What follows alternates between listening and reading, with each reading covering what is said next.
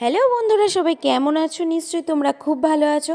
আজকে জানো তো কোনো ডান্স ভিডিও না বা লিপসিংও না, আজকে আমি এসেছি তোমাদের সঙ্গে একটা ভিডিও শেয়ার করতে, ভয়েস ভিডিও। তো কালকে সন্ধ্যাবেলা আমার ছেলের জানো তো শরীরটা খুব খারাপ লাগছিল। ও বলছিল যে মা আজকে একটা অন্যরকম মুখরোচক কিছু বানিয়ে দেবে।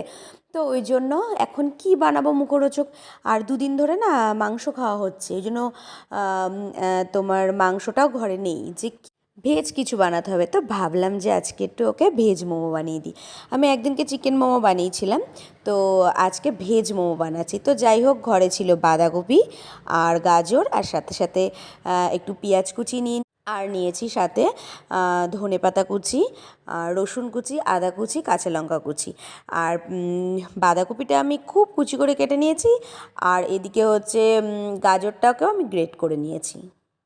সাথে লবণ দিয়েছি, গোলমরিচের গুঁড়ো দিয়েছি, আর কিছু দিইনি।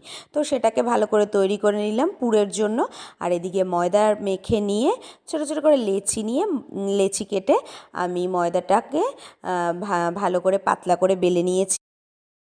তারপরে পুর ঢুকিয়ে তারপরে আমি ভাপে বসিয়ে দিলাম। এখন এই 15-20 মিনিট থাকার পরে এখন আমি মোমোগুলো তুলে নেব। আর সত্যি জানো না, এত সুন্দর কালার এসেছিল কি বলবো, আর খেতে অসাধারণ হয়েছিল, নিজে করেছি বলে বলছি না। আর আমি এদিকে কটা ভেজ পকোড়াও বানিয়ে নিলাম। তো সাথে ভেজ পকোড়া আর হচ্ছে ভেজ মোমো, সাথে সস ছিল। এত সুন্দর হয়েছিল খাবারটা, দেখো। বাবাইকে দিয়েছি, বাবাই তো খুব খুশি। আর বাবাইয়ের পাপাও আজকে এসে বলছে যে ঠান্ডা ঠান্ডা পড়ে গেছে, একটু মুখরোচক কিছু খেতে ইচ্ছা করছে। তো যাই হোক, মানে সত্যি নিজে খেয়েও বলছি, মানে ভেতরে যে মোমোর যে পুরটা এত সুন্দর হয়েছিল, ভেজ কিন্তু এত টেস্ট। আর সাথে ছিল ভেজ পকোড়া, সেটাও খুব টেস্টি হয়েছিল। সবসময় তো আমি তোমাদের সঙ্গে ডান্স ভিডিও শেয়ার করি কিংবা কোনো লিপসিং শেয়ার করি। আজকে ইচ্ছে হলো যে একটু ভয়েস ভিডিও শেয়ার করি। আর এই যে দেখো, বাবার শরীরটা খারাপ, এখানে শুয়েছিল, আমি যখন এটা দিলাম ওর মনটা পুরো খুশি খুশি হয়ে গেল।